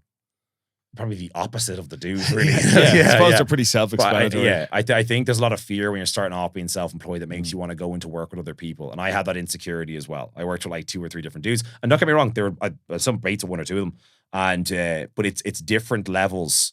You start off at the same level, but unless you're like related or something, maybe the aggression might work pretty well. Yeah. But it's the type of thing where like you might have a much further along vision than they do, and they might want to tap out a lot sooner and all this type of stuff. So I'd say try and go in for yourself, like avoid working with friends and family as much as possible if you can. It's just a weird relationship. I would agree, yeah. Because if I had my sister work for me and I'd be like to her, I'd be like, what the fuck, you're not doing your thing here? Like, what the fuck? And I'd be like, I'm literally going to fire you if you don't keep doing this. You're not doing your job. She's like, I don't care, fire me. Whereas like, if I wasn't her brother, she would have a much higher level of respect and be like, oh no, please, like, I'm so sorry. You know what I'm saying? No, you want, if you've already got like a good relationship with some like friends or family or people you've already got an established relationship with, don't add the complication of business. You should never, I'm a firm believer, don't mix business and pleasure unless it's somebody you can absolutely trust 110%. Like Bonnie I work with, like fucking very, now we do get in the odd debate, don't get me wrong, but at the same time, it's she has weaknesses where I have strengths and vice versa. You're so it singing works from the very same well. hymn sheet, though. Yeah. Like, because your values ultimately aligned. The fact is the Better Man Project does well and you do well. She gets to rise with that tide. So it makes she does sense. a shitload herself, man. For sure. Yeah. So there's things I can't do. I would not be nowhere near. Not that it's such an arrogant way of saying it. I'm saying I wouldn't have as many clients and be impacting as many people as I am right now without her, without a fucking doubt. Listen, I completely get it. I know, like, she does a lot of like the content, like makes the posts, the reels and things like that. I have a guy that does it for me. I'm fucking way too retarded for that shit. So I'm totally with you on that one. Like, I like having, so he's a friend of mine who we agreed a price. I'm like, I'm going to pay you this much. This is the time frame I'd like them in. Trying to be reasonable because he's my mate, like, and he gave me a really nice price in it, and he just does all that for me. Brilliant. It's fucking brilliant because I'm way too fucking stupid for this. Downloaded CapCut and tried to use it. I was like, what the fuck am I doing? Same as yourself. Like, I'll just point me at the thing, sit me down in front of it, and I can do it. But don't fucking ask me to type at a computer and make it work. I can program. That's me good. I'm good with that. I use True Coach. Like, I'm like, brilliant, perfect. That makes it nice and tidy and neat and tidy. I love True Coach. It's savage, man. It makes life way, way easier. But to even add to that, and I'll get your thoughts on it, and then we'll start moving towards the end. I'll get my last couple of questions in for you. I would agree on everything you've said. The things I would add for people when it comes to setting up their own business is focus on the people you work with and the relationships there, rather than how fancy your business card is or how fancy your Instagram looks. These things are great, but having a fancy business card is not going to get you an extra client. Somebody saying, I worked with him or her and they were brilliant. They got me what I wanted, but were really great about it. I really trust them. That's going to get way more people in the door. So focus on the interpersonal relationships and building a really good reputation, a solid reputation, before you're willing to do that. And as you said, have a bit of financial security first. I know when I left FlyFit, so I had a full-time salary in FlyFit. I got to the point where if I could replace even a quarter of the hours I was putting in FlyFit with either online athletes or in-person athletes, I would be making more money than I was making and having those 40 hours a week in FlyFit. So that's why I took that risk. Now, of course, after I left, it was like those 6 weeks, I was making that much less, but I've since recouped, and now I've got more time to myself. My own training's better. I can give more to my athletes. Like, I can work with, I can be more present, more there, whether it's more frequent checking in, more frequent calls, texts, more like when I get them to come down to Abs once a month so they can all see me, all the online guys, and I get a little bit of real-time feedback. I can be way more there. I can produce more for them because, as you said, ultimately it comes down to how much value you offer. And this is one big compliment I'll give to you. You offer, like, if I click on your Instagram, it's value, value, value. Here's something I can learn, something I can learn, something I can learn. And only one in maybe every 10 or 20 times do I see you ever try to sell. Whereas I think a lot of newer people in any business endeavor, it's sell, sell, sell, sell. And the problem is that, like, I know you're always looking for clients. I know you're always looking for customers. I know you're always looking for more people. So there's no urgency. Whereas, like, I know people will look at your content and they'll be like, this guy is giving so much away for free. I wonder what's on the other side of that.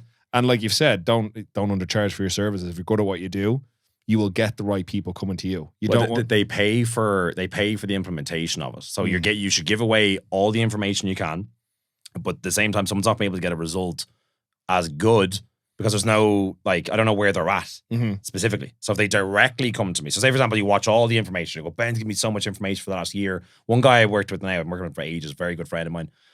He 18 months he was watching my shit and then signed up. You know what I'm saying? So he just took it in, and then he was piecing things together, got a little bit of result from that. But he's like I'm gonna go over here now and actually do the shit. Got a fucking phenomenal result, got jacked, you know?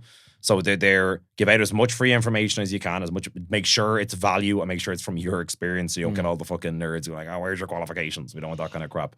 We want to make sure that we can prevent that, less headaches, less hassle from your experience. And if you don't have any experience, get off your ass and start getting some. That's really important. Go out and actually do some things. Train people for free. Train a family member, whatever it is, whatever way you can do it. 5 people in the door, get them a phenomenal result. Okay, if you still don't know how to do it, bring in another 5 people. Just keep doing that until you actually get a result. You have actual proof is very important. You need proof that what you can do. Otherwise, no one's going to pay you. Really important. So you can be an example yourself. That's one thing.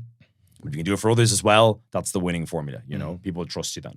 For sure. And I think that's probably the best way to put it. But like that, your guy, you know, he made some results just off reading a few Instagram posts, which is amazing.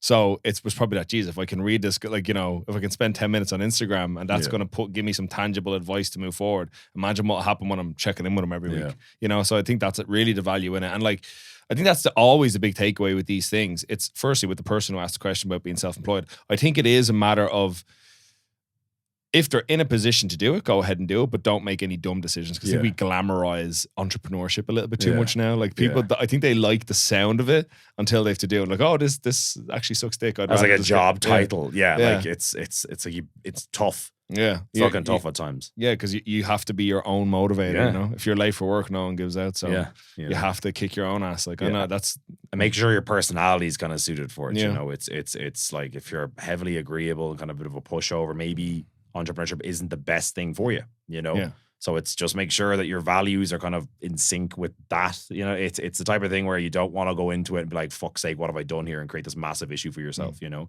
not trying to put you off it. I'm just saying it is tough at times. It's also very rewarding at times. It's peaks and valleys. Like at powerlifting, you get injured, you're like everything. Everything, relationships, peaks and valleys, same type of thing. So entrepreneurship isn't this type of glitz and glam thing. You have a Lamborghini in 3 years. Some people do, but at the same time, it's not like that. It's you eat a lot of shit and put in a lot of hours, but you need to make sure that you actually find that fun. Because I do 95% of what I do, I actually enjoy doing. There's the odd 5%. I'm like, oh, I should do this. That's there the odd time. This right here is work. This is fucking fun. I can shoot. I hope it's fun for you too. I fucking have a great time. That's why we keep doing Just shooting the shit, like Do you know? Actually, I heard it actually might have been an Andrew Tate video, and for the haters at the 90-minute mark. Yeah. So it was, you need to deliver accessibility, so people have to be able to get to it needs to be easy to buy from you, right? So accessibility, quality, and speed. There's no point in having a great product that somebody can like buy easily, but then you don't, like, let's say you're a coach. So if somebody can buy your package, but they don't get their program for 2 weeks. Yeah. It's like, no, they need it now, because somebody will take something worse that they can get today than something brilliant that they have to wait 3.5 weeks for. You know what I mean? So I think, like, especially if it's like a text message, and like, don't get me wrong, have your boundaries. Like I have boundaries. Like I won't text clients back after a certain time. Yeah, me too. Or like I was away in fucking Naples, so I was like, I'm on a holiday, don't fucking text me. So fine. Like maybe, that's actually, do you know what? I will actually give one tangible piece of advice and we'll move on for that person. Have a work phone. Yeah. Have a fucking work phone. Agree. Yeah. Have 2 phones. People go, oh, you're a drug dealer. There's a reason drug dealers have 2 phones. It works. Yeah. They don't want their mom and their fucking, best customer texting them on the same WhatsApp. Yeah. So have a work phone. Right. So I have 2 questions for you.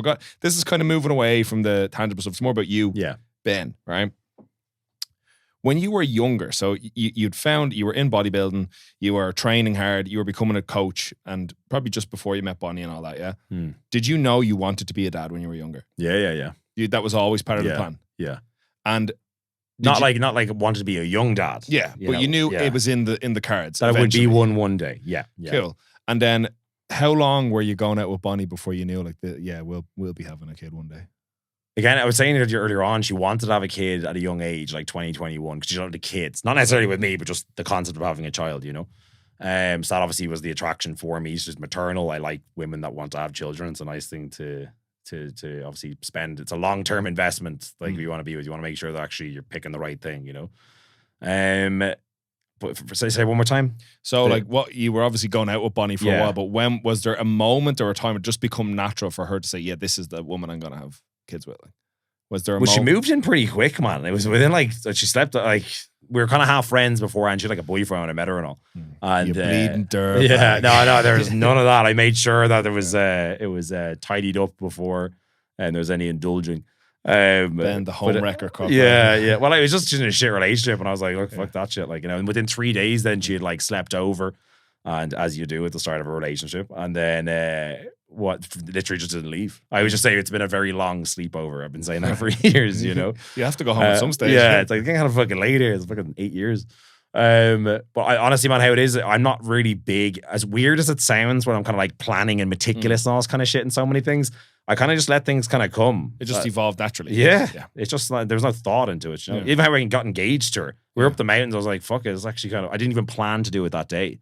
I was like, this is actually real nice setting right now. Fuck it, I'll do it now. Not out of laziness, but just out of how romantic. Yeah. I can make quick. I'd be very decisive. That's probably why I can make decisions. My wife now. Yes, clubber. That's it. It's always interesting to kind of get these things, because particularly I suppose it's like now, like we talked about a little bit before the podcast, like there's so much turmoil and so like with like relationships and people just trying, it's particularly if you're trying to have a more traditional thing. So it sounds like you've kind of like, don't get me wrong, I know you've probably both had your ups and downs and things like that, but it sounds like you've just got this really well running machine, for lack of a better word. Like it actually genuinely sounds like a nice romantic relationship, the way everything kind of just happened naturally. Peaks and valleys, man, like anything. That's why I was saying it's not like an entrepreneur, it's all fantasy, glitz and glam. It's not like that. There's times where it's fucking tough, you know, especially with a kid. Yeah. Like Dolly's staying up till like 9 p.m. now. We go to bed at 9. Yeah. So it's like right up until that. So the romantic fucking window is dwindled for now. There's loads of things like that, you know. There's not really any more TV time and all that kind of stuff, you know. But it's the type of thing where I just think that it's having a kid and a good relationship and sticking on for the long run is probably one of the most meaningful and best things ever. And you hear a lot of guys in their like 80s and shit, and they're every single one of them, all that matters to them is the time they spent with their family. Every single, unless they had some weird like fucking Fritzl bullshit, like fair enough. But I'm saying that like on average, it's normally that's the thing that they're most proud of when they're about to die. And it's why I'm saying listen to old people. They've been around the fucking block. You know what I mean? And if a lot of them are saying that, again, Jordan Peterson was saying this. He was like, it's this new thing to be anti-kid. It's just fucking nuts to me. You know, I just don't get it. Yeah, like what? Like how long does that work? Like everyone doesn't want to have kids. 100 years later, we're all gone. Yeah. It's not really the smartest approach, like, you know. Let the fucking idiots die off, whatever, if they don't want to do it. But you have to think long term with this shit. The amount of stuff that you're going to do when your working career is over, say when you're like 40 or 50 or whatever, when people retire, 60 or whatever it is, people are living up to like 100 years now, potentially. In our lifetime, could be living up to that period of time, right? The fuck are you going to be doing for 40, 50 years? Sitting there wanking, like. But seriously, like, it's probably. That's what it is, though. It's like, I'll go away on another little holiday. It's like, that gets pretty fucking old pretty quick. Yeah. You know what I mean? Like, it's like, yeah, you can go to Rome and do all this bullshit, see the seven. I'm going to Egypt next week with my family to see the pyramids. That's fun. But I'm doing it with my family. You know what I'm saying? So it's like, I just think it's you're gonna be old one day, and I don't want to be sitting there regretting all the shit that I didn't do when I was younger. That's the big thing for myself. But I'm having fun doing it as well and building it along the way, you know? Yeah, I do agree. I think it's like this thing where, like, I think, don't get me wrong, I don't have kids, I'll give that caveat. Like, I'm sure having children has significant number of challenges along the way. Yeah. But like there's actually Jordan Peterson was actually one of the people that like really made me rethink. I was never like anti having kids, but I never pictured when exactly or who exactly, or it was like, yeah, maybe I'll get there one day. Yeah. But like, it was that thing. It's like, it's one of the like most precious things you can do with your life. So don't miss doing it. And like, what do you have to do? What do you have to do that's so important that you like, well, have another margarita, go on another, like you said, another beach little holiday just lay there, bake in the sun. Like, you know what I mean? Like, this is the most meaningful thing you could potentially do. That's not to say people that, again, we're lending caveats here, not to say people that don't want to do it they don't do it then. That's fine. But like, I do really like obviously appreciate that take, and that kind of like ties me into my next question, which is, was there a point, like obviously you found out Bonnie was pregnant, the baby was coming, but when was the moment you're like, I'm a dad now, I'm Dad Ben? When popped out, like, because when the bun's in the oven, like when she's pregnant, you always have in the back of your head, like, what if there's a miscarriage? Like, I'm just like that. Yeah. That was from my childhood or something, but I'm very, not pessimistic, but I would look at the downside a lot and I'd weigh up things. Prepare for the worst possible scenario. Yeah, and if it happens, I'm like, there we go, you know, and I'm just numb to it then. So maybe some sort of weird survival mechanism or coping mechanism, whatever it is. But it was when the fucking dolly popped out, you know, that was the thing, and it starts moving and shit. Like, it's just, I say it because at the start it's just like this, it's like an alien. Yeah, there's no shitting blob. There's no human element just yet, you know. But it's and the shock of it as well, man. It's fucking bizarre. Like, it's like, in a good way. Obviously, it's not like it's someone died, but it's kind of like surreal. You're like tearing. Like, I don't cry. Like, I don't cry over like sad things or like at a funeral. I'm just like this, like deadpan, you know. But if it's like a puppy or a baby, I start like wellowing up. My eyes start getting real watery and shit. And that was like a potent one that day. Yeah. I don't know why. Like a softie. You just became a fucking dad, like. Yeah, well, yeah, I do know why. Yeah, but it was. It's a fucking rush, man, you know, but it gets better as it goes. So when the baby first pops out, they're not that reactive to you. I know maybe other people have different experience. Obviously they do. This is mine. Not that reactive. You're kind of like, whoa, this is weird. This is a weird shift. And I have a baby now and it's just constantly on Bonnie's boob and it's kind of not really reacting and stuff like that. But now she's getting older. Like, yes, I was sitting around the couch and she was like just climbing up on my chest, like in my face, like screaming in my face. And I was screaming back in her face. And it was like the best thing ever. You know, I was like, this is like a core memory being forged right now. It's the best fucking thing. So the older she gets and the more she's learning how to walk recently and all these things, you're watching it evolve. Her evolve, I should say. I say it because if it's a male or female when you have your own child, whatever it is, it's watching the growth is the best fucking thing ever, hands down, you know? And then was there like in that time, obviously baby comes out and all that. Yeah. Did you what was the, because you've changed a couple of things over the past while now. What was the moment was like, shit, I need to like do this now because now I have a fucking baby? Or were you already well ahead of the game when you found out the baby was coming? As in for work, you mean? Yeah, in life in general. Yeah. What, like this person asked about your priorities. Was there any big flip switch moment where you were like, right now I'm fucking dad Ben? Yeah, so again, it went from the whole internal, external, same with powerlifting. So originally money making to me was like, oh yeah, I'm gonna have the fucking the Lamborghini, and like everyone's gonna be like, oh, he's got the money. The same with like, oh, he's got the big toddler, he's got loads of muscle. Very self-centered driven. I don't know if it's based on insecurity or whatever it is. Maybe it was. That's probably why I got into bodybuilding, saying they want to make money. It's the status thing. Maybe that's what it was before.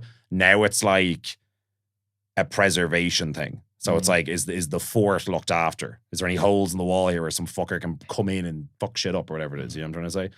So it's very kind of like, which then actually propels you to be more growth focused, which is weird because when you're doing it internally, you can kind of be like, I'm already feeling it today. Whereas if it's an external, i.e. I have to look after Dolly now and pay her bills and look after Bonnie, well, she helps look after me too, I should say. Yeah. Probably more so than I do. Ketchup bottles, water bottles, and like topped 18 up. steaks a week. Yeah. But you become a lot more kind of I need to motivate myself to do something. That goes out the fucking window. You're like, I'm just doing my shit today. It's like brushing your teeth. I don't even think about it, you know? Yeah, your Whereas values before, have changed. yeah. So it's a lot more kind of, you're doing it for someone else. You're far more likely, in my opinion, to be successful versus doing it for yourself. I know it sounds weird. If it depends on the stance you have from it, but it's not a selfish endeavor anymore. I get it, yeah. It's like, I don't give a fuck about looking richer. I do care about being in shape and that kind of stuff. That's more of a health thing. And obviously for the job that I have. And obviously you do want to be financially well off. Like you want to be able to pay your bills, no issue, and look after yourself. And the big thing for myself is if I can drop dead, that I have something in place that still looks after my family. That's really, really, that's definitely going to happen, unless I die on the way home today. But I'm saying, if I don't die young, that's something I'm definitely going to have set up. So even if I do, I'm drastically decreasing the chance of them having a shit quality of life. So it's all based on, am I looking after them and protecting the fort, you know? So then the final piece of that is like, so naturally the Better Man project at the moment, it's really geared towards high-powered entrepreneurial types that are now trying to get a result physically. Maybe they have made the money, maybe they are doing well on the job, but they need to put these other pieces in place. Maybe they've started and you're just going to really tighten things up for them. Do you think then as time goes on, you have more kids, Dolly gets a little older, do you think you might start to attract more parents, more dads? I do work with a good few dads. Yeah, I was going to say the Better Dad project or something like, yeah, I do work with a good few dads, and dads want to actually, on average, get better results than the lads. That's what I was saying before. If it's like an external, again, if they give a shit, you know what I'm trying to say? So it's like, if you're like really overweight, your bloods are bad, and you have kids to look after, you're going to be far more likely to pull the finger out versus like, I don't really give a fuck, I'm on my own here. You know what I mean? So it's kind of, yeah, I do a lot of work with them, man. It's especially when it's a dad as well, because you know that they're going to live longer. And if you're like somewhat contributing to that, and then all the memories that they're going to have with their family, all the Christmases, the birthdays, all the good stuff, bad stuff too, but it's you're not directly but indirectly having an effect on hopefully a long healthy relationship with a parent. So it's a lot more fulfilling for me knowing that a dad has lost 50 pounds of fat versus some guy getting a six-pack for Ibiza. Even though both are fun, they're both projects to me. I like to look at it like that, where it's like, let's get the health dialed in, very black and white. You're doing your shit, you're nailing your stuff, getting the result. But it's I do like when more people are impacted rather than just the individual, you know.